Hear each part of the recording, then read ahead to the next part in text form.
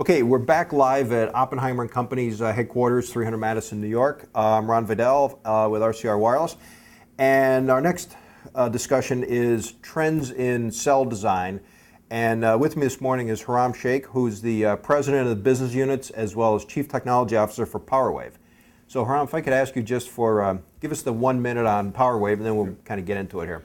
Yeah, Powerwave is a global infrastructure provider. We're a leader in wireless end-to-end network solutions and technologies. We provide equipment to the network operators as well as the OEMs, from antennas, amplifiers, radio heads, Pico base stations, advanced filter technologies, and we provide for the network infrastructure business basically. So we were just chatting offline that we both stayed in Manhattan last night, and you looked out your window this morning, and it's funny because we're in the business, so we probably see, when we look at something, it's not just another box up on a roof, but it's part of some infrastructure that we probably know we either designed or implemented or financed or is in operation. So we were just chuckling about this. It's a worthwhile story to talk about. Well, last night I got into my room around midnight, and I was trying to catch up on email. So it was late at night. I try to get on the network. I won't tell you which network provider because they're all my customers. But of course they are. I hesitated even asking the question, knowing that. But it wasn't. My data card wasn't working. I barely made a phone call, and I said, I'll just call it at night. In the morning, I wake up, look outside my window, and I see 6 antennas. And now I'm on the 17th floor. The antennas are on, some small building that's like 10 floors high, and the antennas are pointing down, and there are big bunch of radios and cables, and the whole roof is taken over by the wireless system, but I'm not getting coverage. And so it was illuminating, but it's interesting when you see it. Sure. You start to understand what the limitations and challenges are. As a user, how frustrated we get when we don't get our broadband service or get our wireless service that we're so used to. And being in Manhattan, where you think everybody has a handset or a wireless device, they would need that coverage and capacity. Yeah, it's the BlackBerry capital of the world here. And so I guess the other thing is, when I look at the picture you just described, I look at it from a financial perspective, right? So all those boxes that was somebody's revenue, it was somebody's capital expenditures, it's sitting on somebody's balance sheet as net property, plant, and equipment.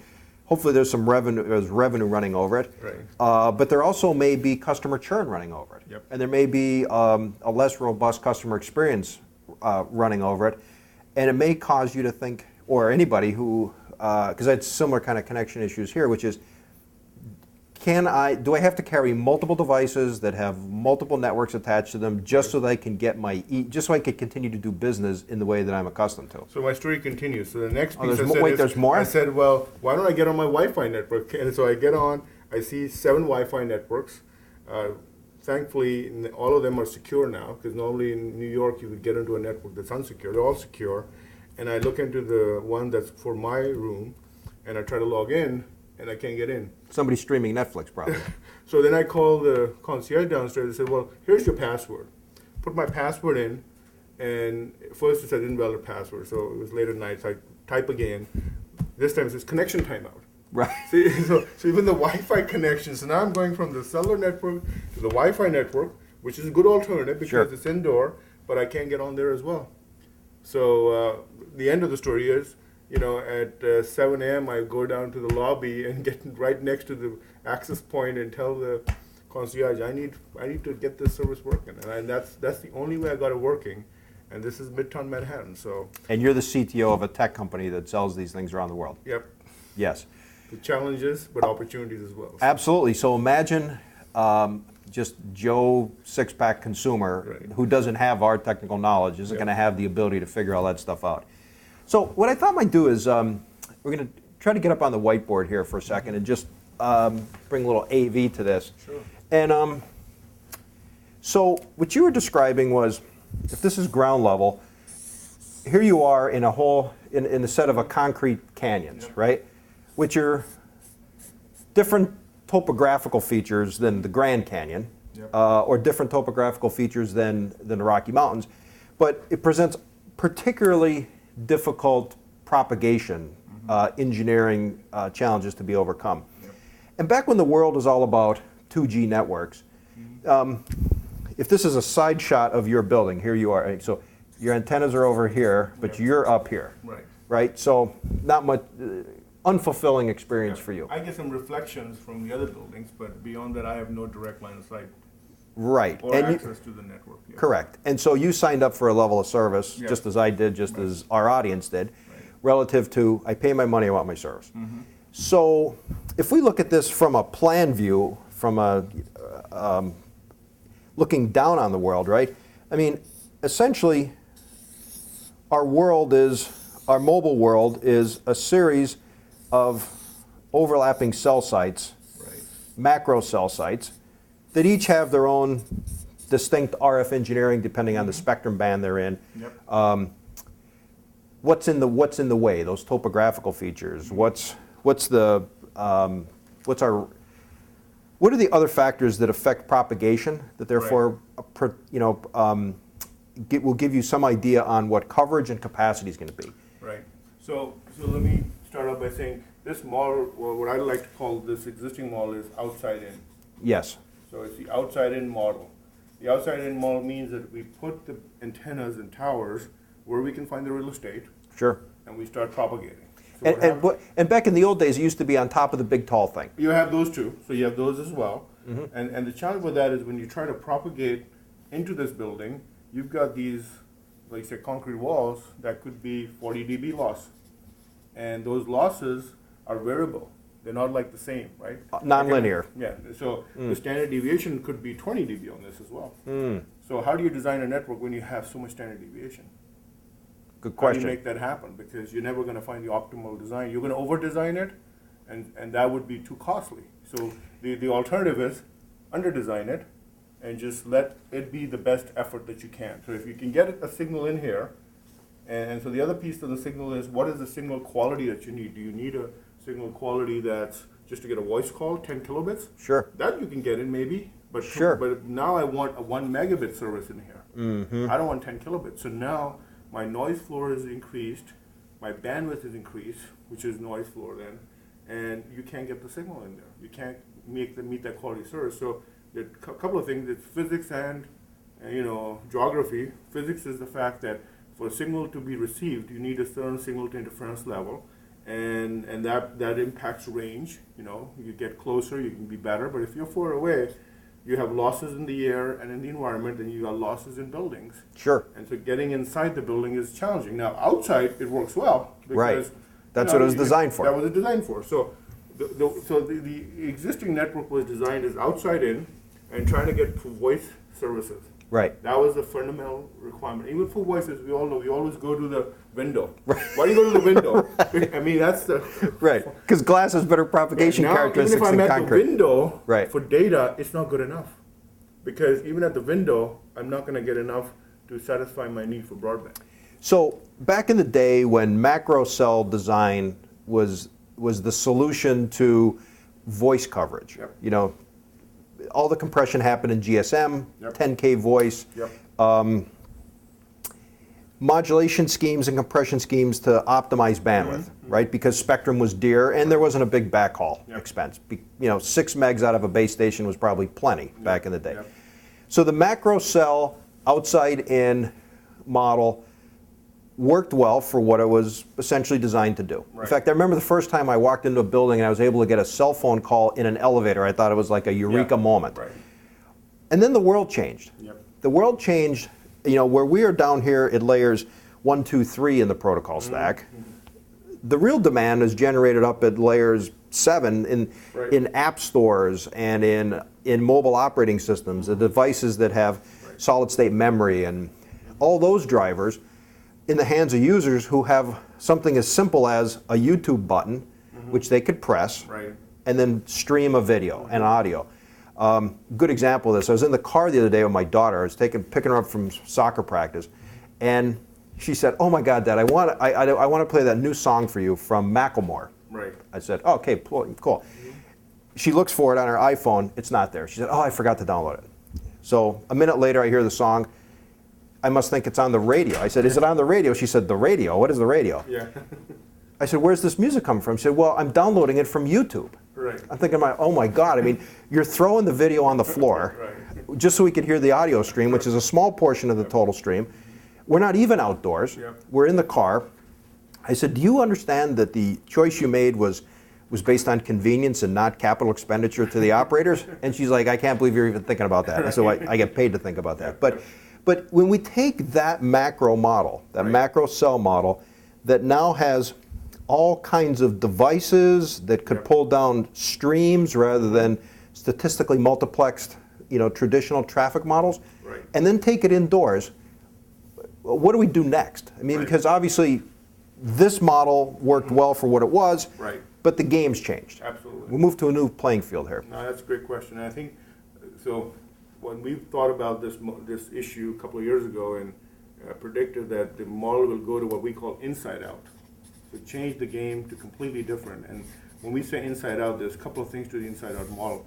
Number one, focus on the consumer, the user, like you said. Okay. Because at the end of the day, it's not about covering a building or covering a site. We're talking about covering people, right? And the person here is saying, I want to be, so you mentioned your daughter. Right. Her biggest thing is she wants her iPhone or device or wireless device to work seamlessly. She doesn't care. Everywhere. And she thinks it's her device. She doesn't know where the network should be. The network should be invisible. There's no concept of I gotta look towards my base station, right? Because that's what we were doing. Trying to find. She's not going by the window. Yeah, she's not going by the window looking for the antenna. She's saying, I just want my iPhone to work. And so for that to happen, you've got to have a consumer-centric approach to network design. What that means is, where will I get the best signal? So from the laws of physics, if you're 30 feet away, you're going to get better signal than when you're 300 feet away or 3,000 feet away. And these devices that we carry can't transmit more than 23 dBm. That's the FCC, human health and safety. You wouldn't want your daughter carrying a 20-watt radio or amplifier. Probably. We'd like to sell you that, but that's what, probably not. Yeah. But we would not want that. So in that situation, just by that scenario, you're not going to be able to propagate a broadband signal on the uplink multiple miles. It's not going to happen, right? The probability of that happening is 10%. For a couple of miles to get. In this scenario, if I were here, I said, I want to have this tower 3 miles away, and I want to be doing 10 megabits uplinks. Well, the probability of that happening, you get a line of sight shot, maybe, but that's 10% in this kind of scenario. So the question is, the inside model is connect to the user the best network. So in that design, we would have these pico cells or distributed DAS systems inside that are now providing these distributed antennas or radios that give you that best coverage and best capacity and offload inside the building and designed around that experience. As the user moves out, they go hand off to whatever the best signal is. It could be a macro. It could be a smaller macro, meaning a pico or metro that connects them. And then when they get on the road and on the highway, we're back into the macro cell. We're back to the macro cell because that's what they were designed for. We designed, if you recall, this was designed for the car phone. It was. We used to have a phone in the home. Yes. We used to have pay phones. Right. We used to have phones everywhere. We didn't need phone service in the home or the office. We needed phone service in the car. Right. It was designed for the highways and freeways. So let it be the highway freeway network, but now you've got to create a network for the broadband wireless consumer and where their usage is. And the usage model is also distributed. Not all users are going to be, everywhere, right? They're going to be mostly in the areas where they have the highest capacity need, meaning in building, homes, offices, enterprises. Midtown is a classic case. It's a classic, but it's a unique case too, right? I mean, it's not like you're going to see Manhattan everywhere, right? Fair point. But the thing is, there is a Manhattan. You got to serve Manhattan. So designing Manhattan with that distributed network is the best approach. Instead of saying, well, let me just put another, radio on the same tower I have. And the other thing that I tell people about is, even on these macro sites, you put an LT radio, 4G radio, there's going to be cell shrinkage. Because now you've got, with GSM and CDMA, you had 200 kilohertz channels and a 1 1/4. Now you put a 20 meg channel on that same tower, your cells will shrink. It's the law that you can't transmit more than, you're not going to transmit 5 kilowatts out of that LT base. You're going to be transmitting the 40 watt, 50 watt, 60 watts. So you've got a certain power you're transmitting. You've changed the noise level. You're going to have shrinkage, right? So that's the other piece is even in the macro network, you're going to have to do some sort of cell splitting or a more distributed architecture to get the same coverage and performance, because like you said, your daughter on the freeway, she's not going to say, well, I crossed 405 and I'll wait the next 3 minutes until I get over to the Yeah. shrink and sell site down the street. Right.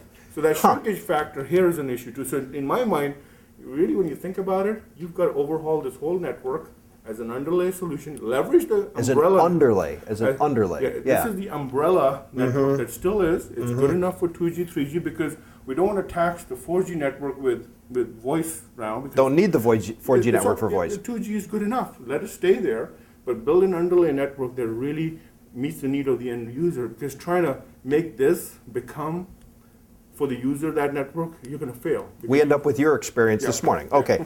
So, interesting. So when we go to 4G, right, in a properly designed network with not a lot of topographical interference, you know, everything that you would do in a prudent design of a 2G network, and you go to 4G, so in essence, your coverage maps have already been laid out Yep. by the current 2G coverage. Right. I mean, that's where it is.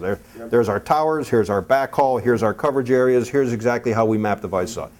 So when you go to 4G LTE, how much does the macro cell shrink? Is it a 10% shrinkage or Well, it depends on the or data a rate. range, or a range, I right? mean, it could be up as much as 50% in some cases. Because all macro cells are not the same. There are some macro cells Sure. that may be 4 or 5 miles, there are some macro cells that are a mile, but the challenge becomes, I think you're not really coverage limited, you're capacity limited. Sure. So Backhaul capacity. Backhaul and access capacity. So So assume that on the assume I had RAN 100 users. So when we designed the cellular networks, and I built the 3G network with Sprint, and we said, okay, here are so many Walsh codes, here are so many data rate sessions, here's the number of users per sector that I can handle. Sure. Based on a voice Erlang model, voice and data Sure. model. So you had that model.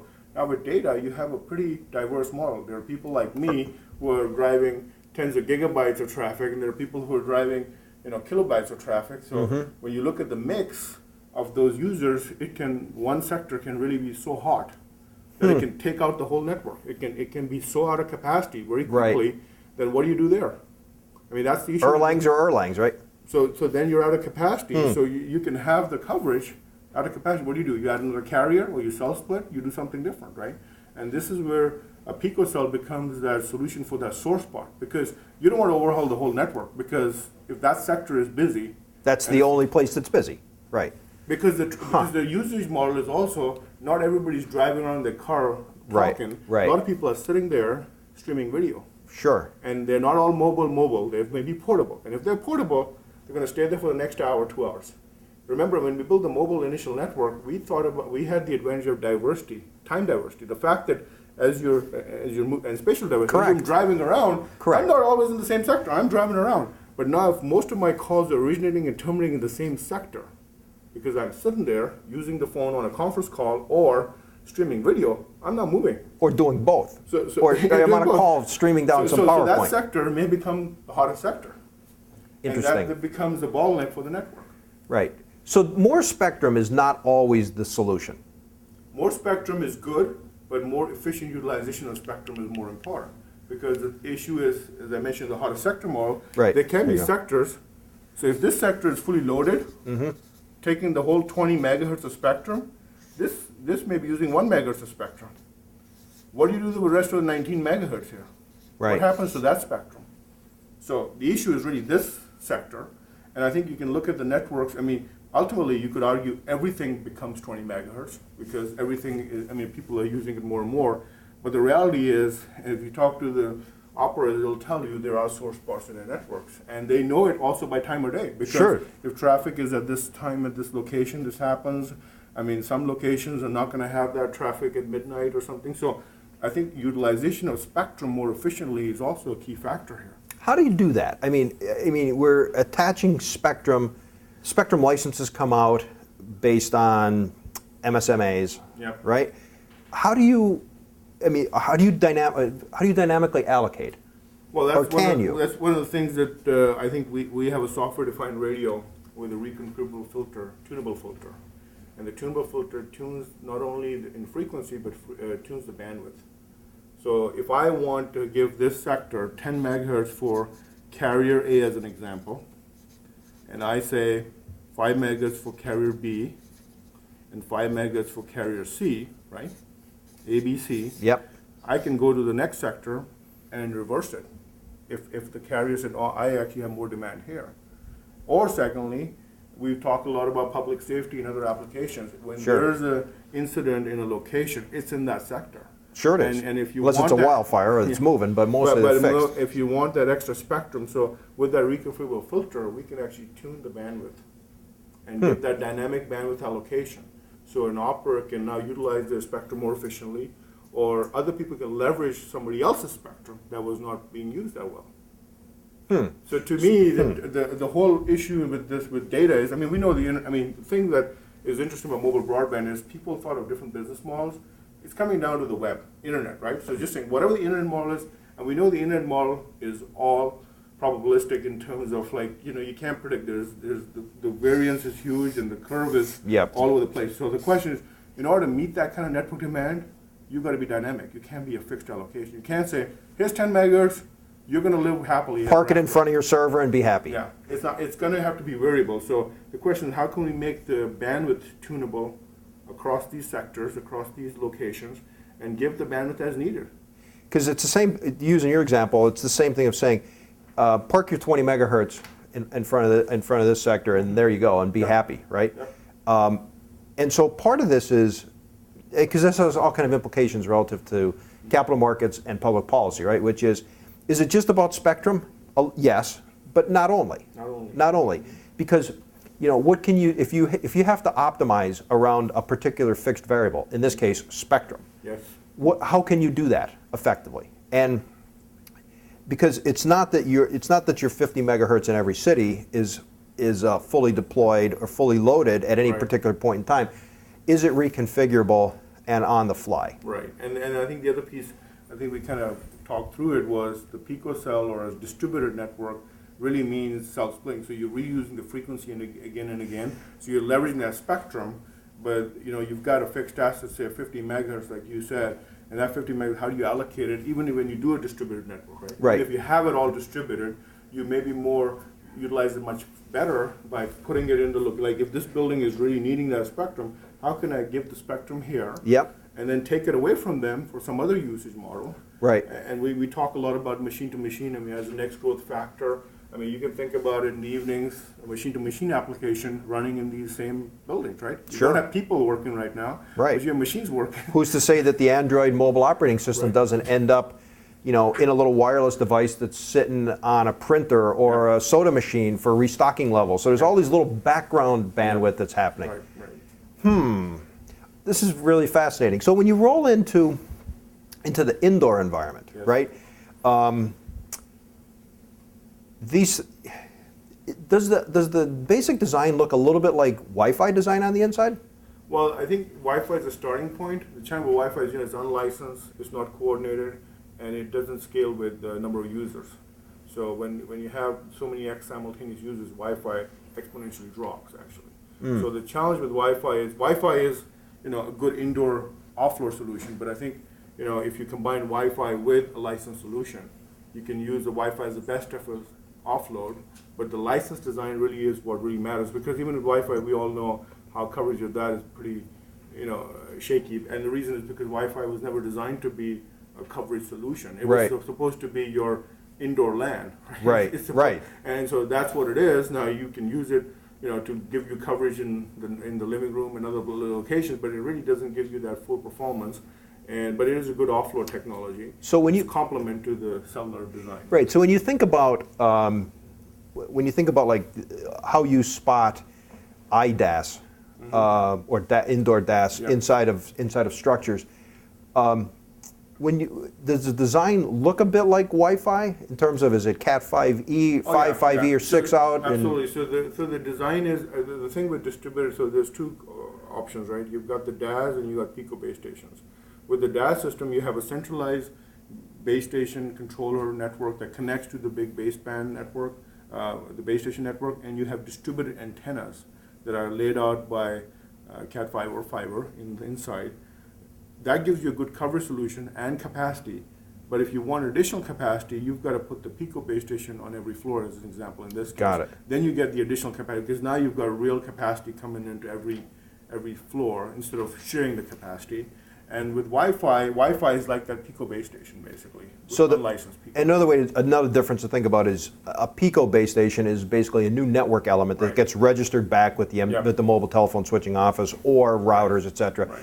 As opposed to my distributed base station, which is we're just distributing antennas and capacity, and we still from the intelligence and the network perspective, they don't really see 3 antenna faces. No. They see one. They think it's on a monopole. It's multiplexing, couple of them together. Got it. And presented back as an interface. Right. It would seem to me that that the market's coming your way now, right? Because the macro cell device design was fantastic for 2G voice. The world is clearly not staying in 2G voice. Right. There's no need to do platform upgrades to 3G or 4G just to cover voice. It's all getting driven by data, and more importantly, streams. Eventually, video streams. So the macro. So we're not calling for the, to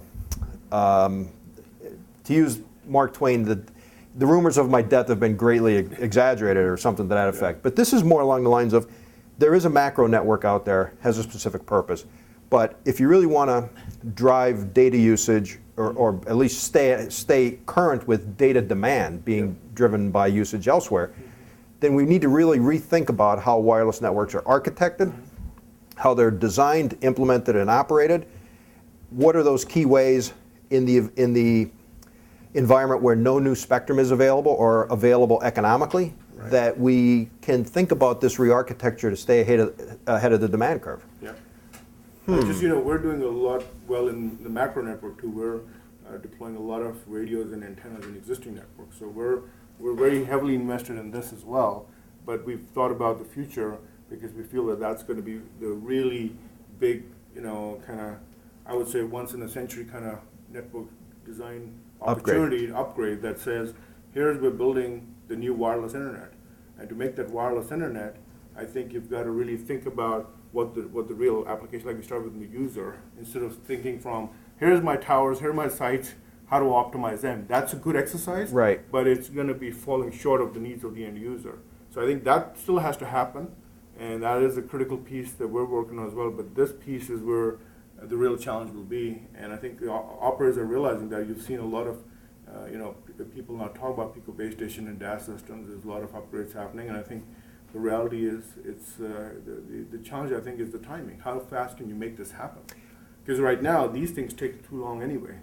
Well, that's another interesting question, right? Which is it it's no longer an if question, it's a when question, right? It's not like, if operators don't think about this architectural change, what's their next best alternative? Which is... Well, what's happened right now is Wi-Fi has become more predominant as what I would call the de facto picocell technology right now, or DAS technology, because it's there, it's available. As I told you earlier, if I have no other option, I'm going to go Wi-Fi as a consumer. Sure. And if it works well for me, I'll use it. Right. I'll use it till my brother or my neighbor kicks me out, and then I'm out of it. But that's part of the opportunity, I think, here, is that we can learn from that architectural shift that was driven by the fact of, if you get a base station that gives you that high capacity, high performance nearby you, you're going to connect to that, and that's better for the operator too. I think they've learned that as well, because initially they was resistant. Why do I want to go on Wi-Fi? Why do I want to go on a cable backhaul? Why do I want to connect to somebody else's network? Well, it's all an IP broadband network now, and if we're going to work in this world, we don't need to be thinking about totally private networks. We can leverage the public networks that are out there, at the same time build the right network architecture and design. I think that's where from a customer experience perspective, an operator is going to be differentiated by what's their network experience from a customer. I think we all have iPhones and devices. You can read the stats that are out there of iPhone users, what they're saying. Sure. And I think I'm one of them, yeah. And they are being very smart about which operator they're selecting based on their network experience. Now they all have the iPhone now. They all have the Android platform. Right. What's going to differentiate me from going from one operator to another is not that they have this device. It's like, where am I going to get that experience? Correct. Because that's going to be, I think, a big... Frankly, I mean, to me, it's always been interesting, but the devices in themselves are fascinating pieces of industrial design. Without a network attached to them, they're fantastic pieces of industrial design, right? I mean, for me to have the App Store, 300,000 apps works because I can get to them. Right, right. There's very few apps that download everything to the client, which is what that device is basically. Right. It's a very thin client in some cases, but it's not the only device. It's connected to something. And if there isn't some network connection, and that goes exactly to networks that are designed around the personal communication experience rather than the coverage experience, which is a big mind shift. It's what an interesting time, it seems to me, because it is an interesting time. because every new platform shift brings its own challenges. As we used to say back in engineering days, good, fast, cheap, pick two. Yeah. Right? If it's good and fast, it's probably not cheap. The another interesting piece I think we got to think about is look at device cycles now. You're getting new devices in 3 to 6 months, and we all say we won't buy it, but we go buy it. Right? We won't say, well, we got this iPad, we're going to wait for the next one in a year. No, we're going to buy it in 4 months, okay? So the question is, that I leave with the team here is, think about networks. How fast are networks being upgraded? Normally, 5 years, 10 years, is that the right time frame? Long depreciation cycles. Fine, but the question is, if you change the model now, Right. these should be upgraded in 6 months, 9 months, a year. And to do that, it's not just about equipment Right. and new technology, it's also about where to locate it, how to deploy it, how to run it, how to manage it, how to service it. And I think that's another operator challenge because normally they're not used to those fast cycles of deployment. And Never had to execution. be. Never had to be. Now Right. I think that will be a game changer too. Somebody who can deploy faster, get it out there, and be able to upgrade it faster via software. And that's where software-defined radios and others are becoming important. Where I just talked about this tunable filter. If I can put it into the network, but then not use it day one, but by software be able to configure and manage my network, I have a huge advantage over a competition. US Open happens here. All Sure. the operators are working hard on building a network for that. Somebody's got a DAS system, somebody's got a Pico, somebody's got a tunable filter. They're going to be able to service the US Open much better than anybody else. And once they have that differentiation, I think it'll be obvious that they'll have a better network. And I think that's where these new technologies have an opportunity now to be successful. I think we've talked about software-defined radios, we've talked about all these things. Ultimately, the old design has won out because it's convenient, it's there, and the demand wasn't there. Now the demand is here. The demand is a tsunami there now. Yeah. Yeah. This has been fascinating. I have to say, I always learn a lot, and I hope our viewers did as well. But I want to leave you with the fact that for every new device we think about buying, and in fact do buy, there are lots of downstream effects and there's lots of upstream effects. And I think the best way to think about things is not just look, if you're a supplier, look upstream. You have to look upstream more than one channel partner, or upstream extract another layer. Don't just look to your customer and your supplier. Look further up the supply chain and down the supply chain to see what's happening, because that's where the real demand's happening. Because as we're going to see in our one of our upcoming panels, one of the things that probably network operators don't even think about, but device manufacturers do, like solid state storage, had a huge impact in terms of mobile devices. And we're starting to see the ripple of the downstream effects of it. So thank you very much today for coming out. This has been fascinating. We hope to do some more of these. But these type of whiteboards, I think, are useful to think about what are the challenges that face mobile operators and what are the opportunities. Great. Khurram, thank you so much. Appreciate it. Excellent.